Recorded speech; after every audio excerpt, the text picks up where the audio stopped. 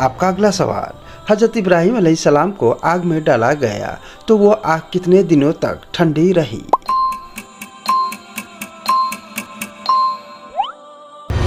जवाब, 40 दिनों तक। आपका अगला सवाल, क्या आप जानते हैं कि काबा के अंदर कितनी बार बुत रखे गए थे?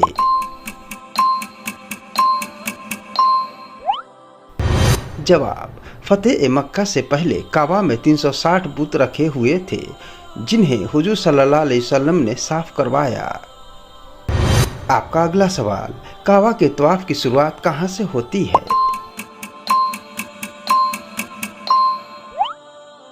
जवाब, हजरे अस्वद वाले कोने से। आपका अगला सवाल, हजरत सुलेमान अलैहिस्सलाम की हुकूमत सिर्फ इंसानों पर थी या किसी और पर भी?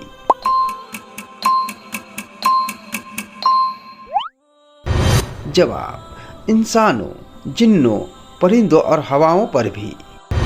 आपका अगला सवाल, काबा की तामीर सबसे पहले किसने की थी?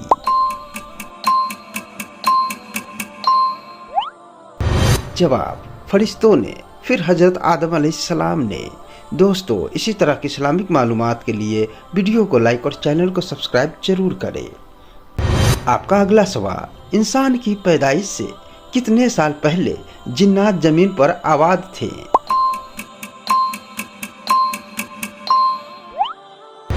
जवाब, तकरीबन 2000 साल पहले। आपका अगला सवाल, इब्लिस शैतान फरिश्ता था या जिन?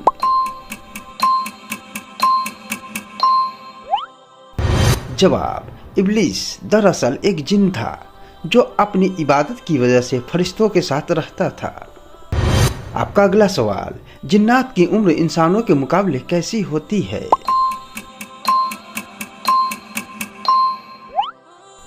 जवाब, जिन्नात की उम्र इंसानों से कहीं ज्यादा लंबी होती है, कई 100 साल तक। आपका अगला सवाल, जिन्नात की पसंदीदा खुराक क्या है?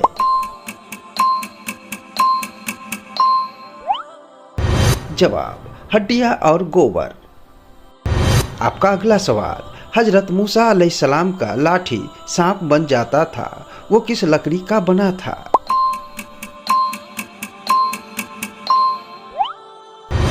जवाब, जन्नत की जन्नती लकड़ी का। आपका अगला सवाल, जिन्नात आमतौर पर कहाँ रहना पसंद करते हैं?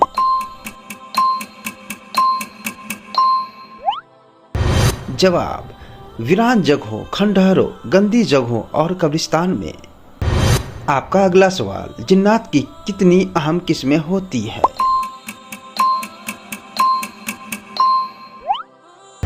जवाब, 3। एक जो हवा में उड़ते हैं, दूसरे जो सांप कुत्ते की शक्ल में रहते हैं और तीसरे जो इंसानों की तरह घूमते और सफर करते हैं। आपका अगला सवाल, करीन किसे कहते हैं?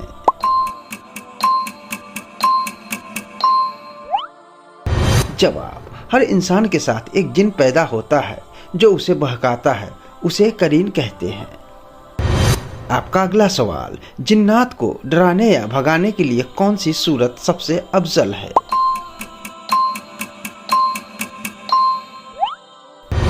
जवाब, सूरह अल बकरा और आयतल कुर्सी। आपका अगला सवाल, क्या जिन्नात आसमान की बातें सुन सकते हैं?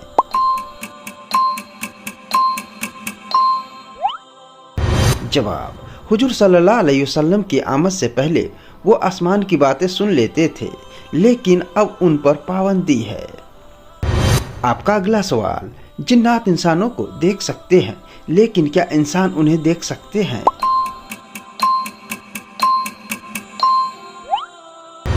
जवाब, नहीं।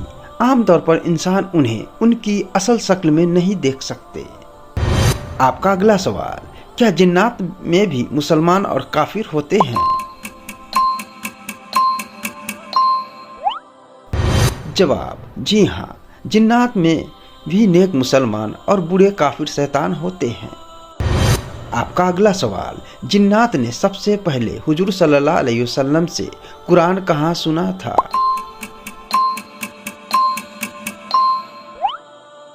जवाब, वादी ए नखला नाम की जगह पर।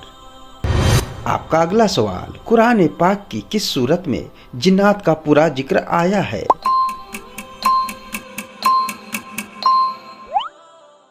जवाब, सूरा अल जिन। आपका अगला सवाल, क़यामत के दिन जिन्नात का भी हिसाब किताब होगा?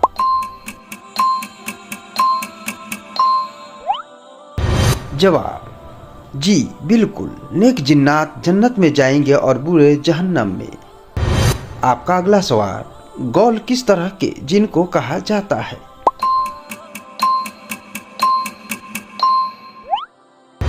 जवाब, वो जिन्नात जो रास्ते में शक्लें बदलकर मुसाफिरों को डराते हैं और गुमराह करते हैं।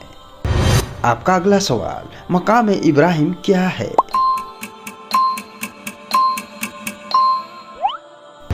जवाब, वो पत्थर जिस पर खड़े होकर हजरत इब्राहिम अलैहिस्सलाम ने काबा की दीवारें उठाई थी, जिस पर उनके कदमों के निशान आज भी मौजूद है।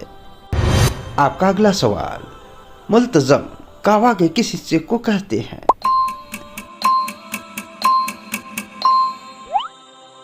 जवाब, हजरे अस्वद और काबा के दरवाजे के बीच की दीवारों को जहां दुआएं कबूल होती है। आपका अगला सवाल, काबा के अंदर क्या है?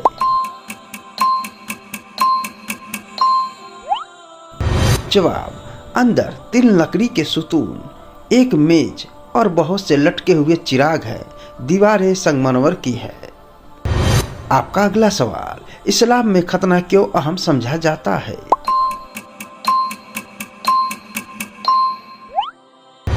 जवाब, खतना को इस्लाम में फितरत माना गया है। इसकी अहमियत की 2 बड़ी वजह है।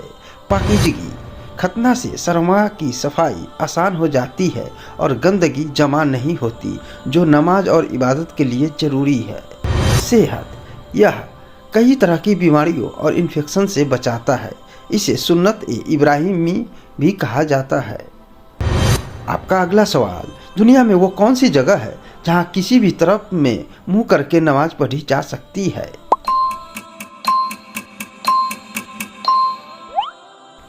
जवाब, सिर्फ काबा के अंदर, क्योंकि आप किबला के मरकज में होते हैं। आपका अगला सवाल, क्या क़यामत के करीब काबा को शहीद किया जाएगा?